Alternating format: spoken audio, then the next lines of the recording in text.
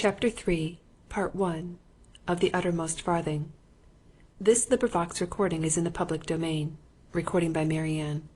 The Uttermost Farthing by R. Austin Freeman. Chapter 3, The Housemaid's Followers. Part 1. The contrast in effect between suspicion and certainty is very curious to observe. When I had walked through the private museum of my poor friend Challoner, and had looked at the large collection of human skeletons that it contained, a suspicion that there was something queer about those skeletons had made me quite uncomfortable.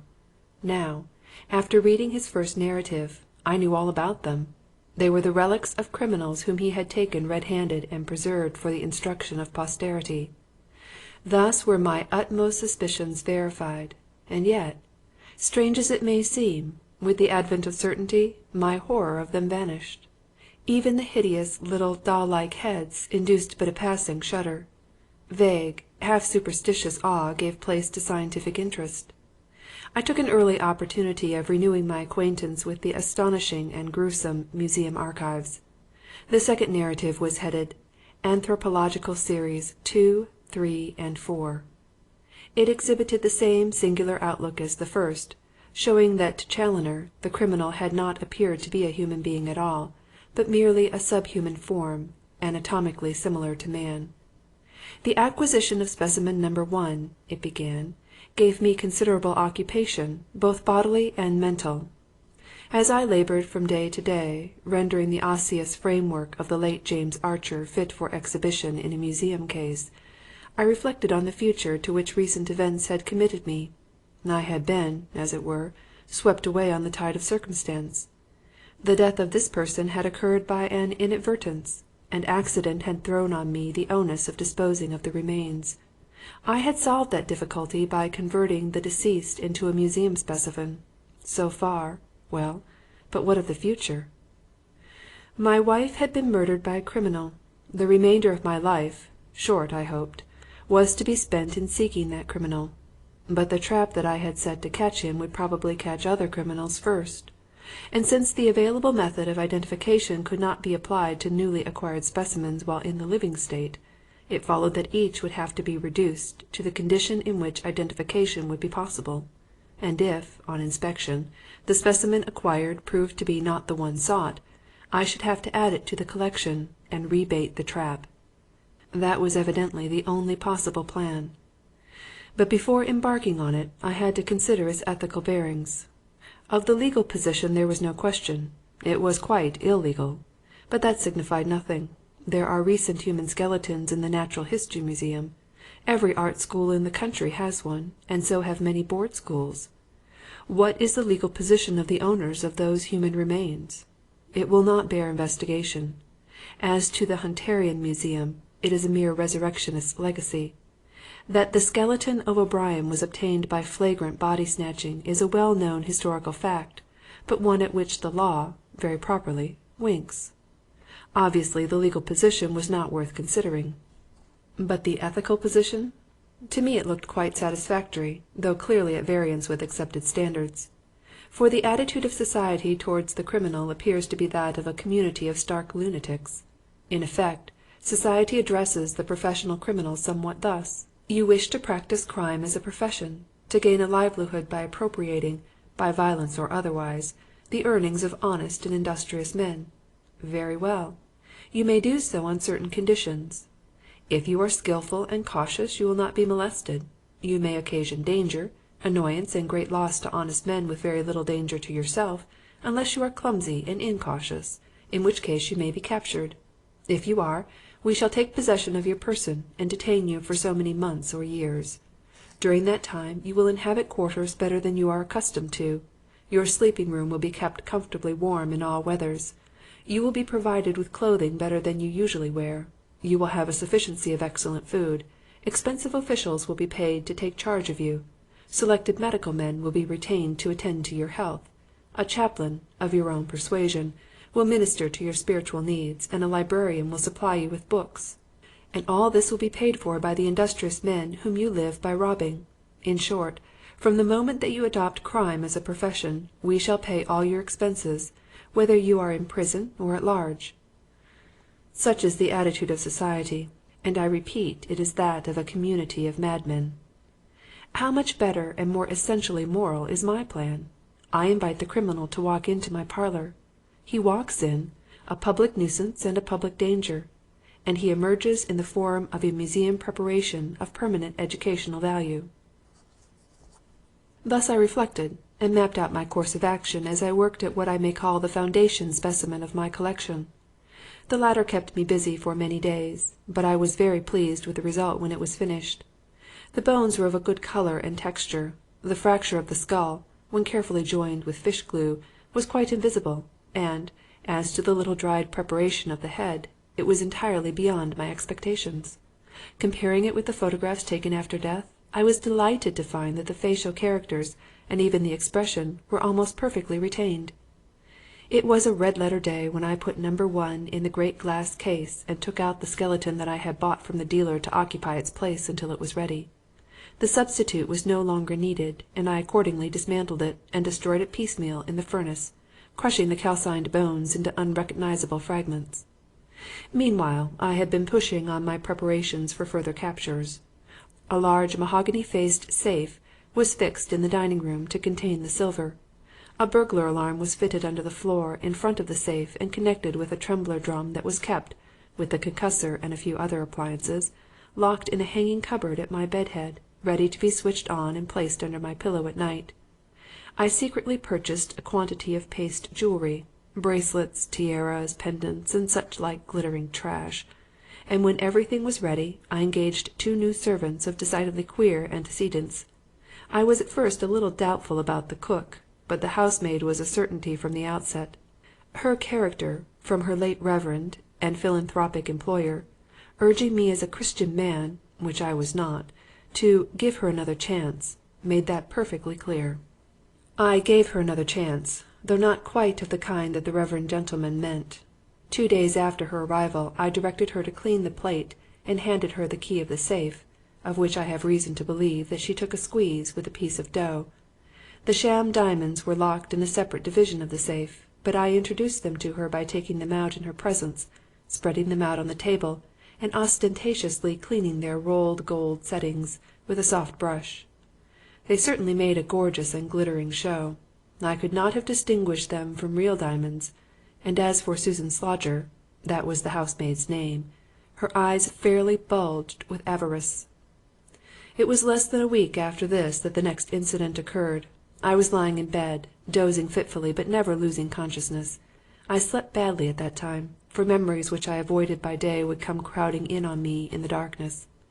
I would think of my lost happiness, of my poor murdered wife, and of the wretch who had so lightly crushed out her sweet life as one would kill an inconvenient insect.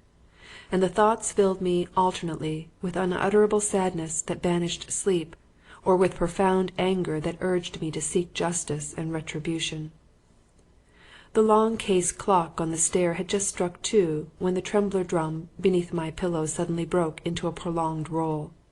Someone was standing in front of the safe in the dining-room.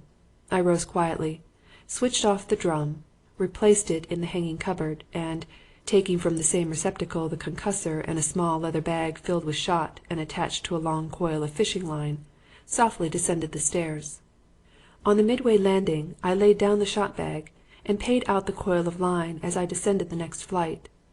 In the hall I paused for a few seconds to listen. Both the doors of the dining-room were shut, but I could hear faint sounds within. I approached the door further from the street and carefully grasped the knob. The locks and hinges I knew were thoroughly oiled, for I had attended to them daily in common with all the other doors in the lower part of the house. I turned the knob slowly and made gentle pressure on the door, which presently began to open without a sound. As it opened I became aware of a low muttering, and caught distinctly the half-whispered words, "Better try the pick first, Fred." So there was more than one, at any rate. When the door was wide enough open to admit my head, I looked in. One burner of the gas was alight but turned very low, though it gave enough light for me to see 3 men standing before the safe. 3 were rather more than I had bargained for.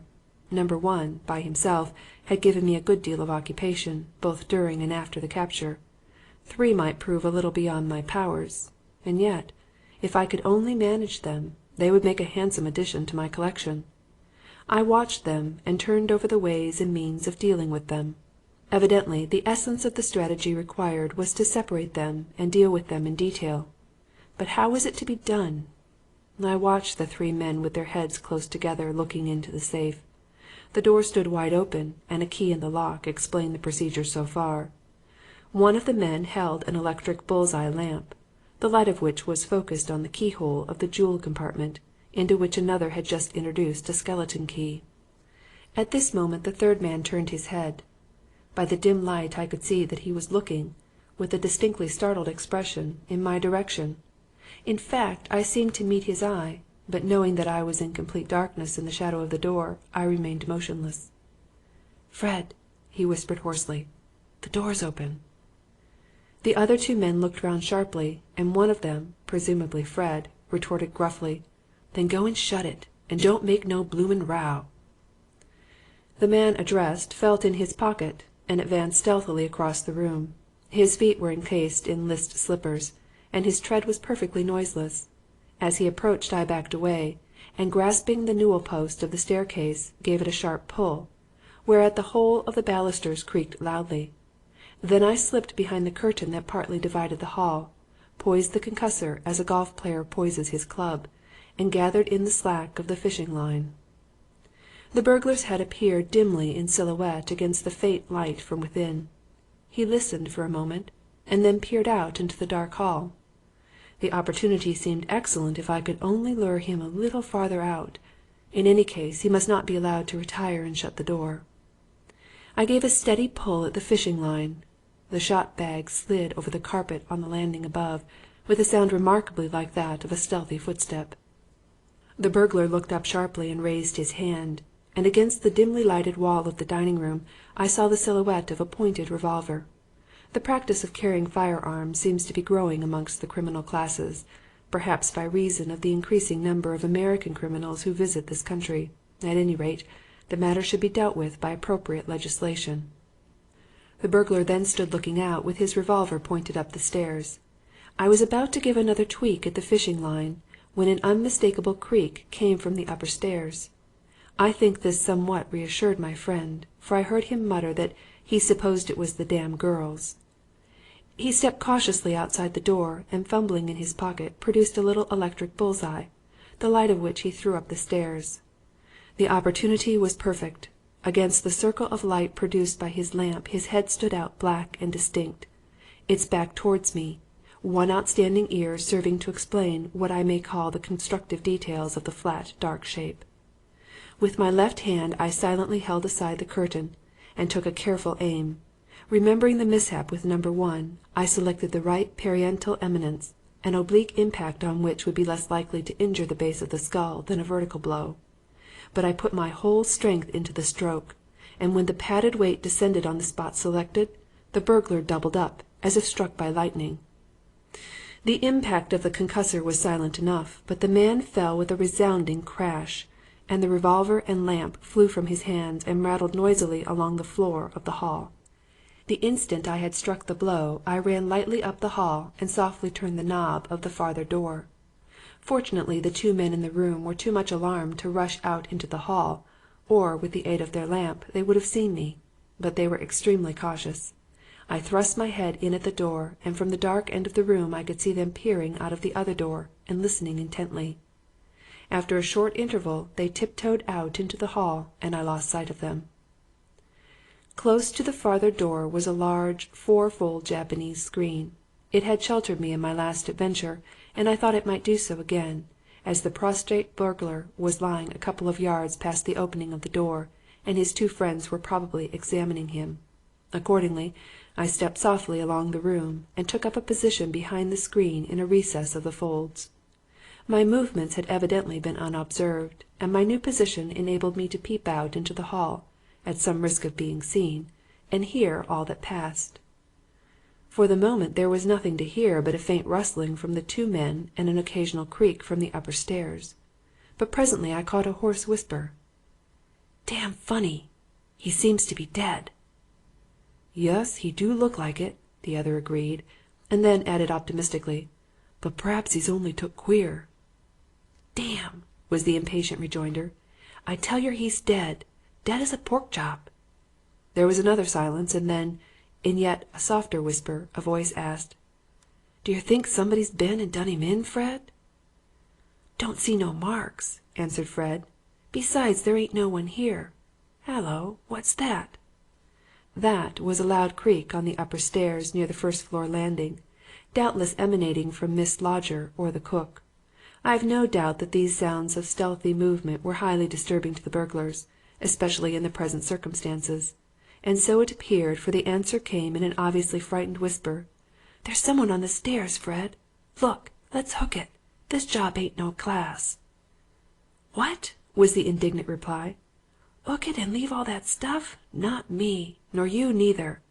There's more'n what one of us can carry. And you put away that barker, or else you'll be letting it off and bringing in the coppers, d'ye hear?" "Ain't going to be done in the dark, same as what Joe's been," the other whispered sulkily. "If anyone comes down here, I bots 'em." At this moment there was another very audible creak from above. Then followed rapidly a succession of events which I subsequently disentangled, but which, at the time, were involved in utter confusion. What actually happened was that Fred had begun boldly to ascend the stairs, in some way missing the fishing line, and being closely followed by his more nervous comrade. The latter, less fortunate, caught his foot in the line, stumbled, tightened the line, and brought the shot bag hopping down the stairs. What I heard was the sound of the stumble, followed by the quick thud-thud of the descending shot bag, exactly resembling the footfalls of a heavy man running down the stairs barefoot. Then came 2 revolver shots in quick succession, a shower of plaster, a hoarse cry, a heavy fall, and, from above, a loud scuffling, followed by the slamming of a door and the noisy turning of a key. A brief interval of silence, and then a quavering whisper. "I ain't 'it yer, Fred, 'ave I?" To this question there was no answer but a gurgling groan. I stepped out from my hiding place, passed through the open doorway and stole softly along the hall, guided by the sound of the survivor extricating himself from his fallen comrade. A few paces from him I halted with the concussor poised ready to strike and listened to his fumbling and scuffling. Suddenly a bright light burst forth. He had found Fred's electric lantern, which was, oddly enough, uninjured by the fall. It had a metal filament, as I subsequently ascertained. The circle of light from the bull's-eye, quivering with the tremor of the hand which held the lantern, embraced the figure of the injured burglar, huddled up in a heap at the foot of the stairs and still twitching at intervals. It could not have been a pleasant sight to his companion. The greenish-white face, with its staring eyes and blood-stained lips, stood out in the bright light from its background of black darkness with the vivid intensity of some ghastly waxwork. End of Chapter 3, Part 1.